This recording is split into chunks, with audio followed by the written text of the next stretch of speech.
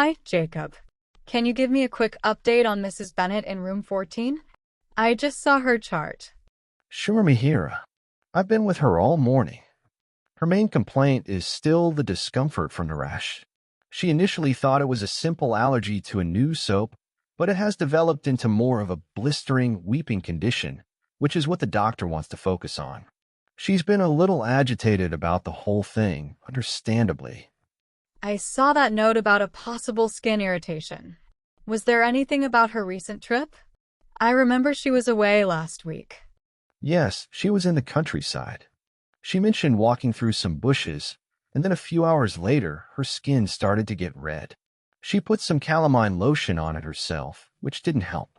The doctor is considering a diagnosis of contact dermatitis, possibly from a plant like poison ivy. It's a bit of a puzzle. That's what I was thinking. So, the blistered skin isn't just a simple allergic reaction then? It's a specific kind of inflammation. That needs to be monitored closely. I'll make sure the records reflect that. Exactly, Mihira. I've noted down the doctor's plan to use a topical corticosteroid cream to redress the area twice a day. He's also put in an order for an oral antihistamine to help with the itchiness, but the priority is clearly managing the skin's surface inflammation. The patient herself keeps talking about her stress levels affecting her skin, but it seems more directly related to her exposure. Perfect. Let's make sure the next shift understands that it's not a stress rash.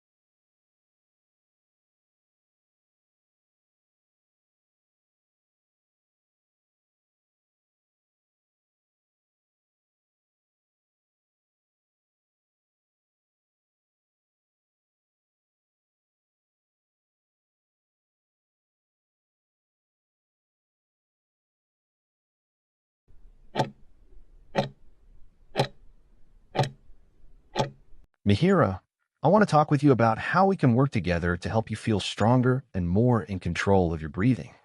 The foundation of this is caring for your body by avoiding things that can irritate your lungs. If you smoke, the single most important step you can take is to quit. I know it's challenging, but we have resources to support you, and it will allow your lungs to begin healing. Alongside this, focusing on a healthy, balanced diet will give your body the essential energy and nutrients it needs to fight infection and recover its strength. I also encourage you to practice gentle breathing exercises daily. They are a powerful tool to calm your nervous system, improve your lung capacity, and manage feelings of breathlessness before they become overwhelming. While these steps are crucial for your long-term well-being, it is equally important to know when you need immediate help. You must contact us right away or go to the hospital if you experience a sudden worsening of your symptoms, such as severe shortness of breath that doesn't settle with rest or your breathing exercises. Particularly, if you use a home oxygen monitor and see your oxygen saturation drop significantly below your normal baseline, this is a clear sign that you need prompt medical assessment. Please don't ever hesitate to seek help. We are here for you.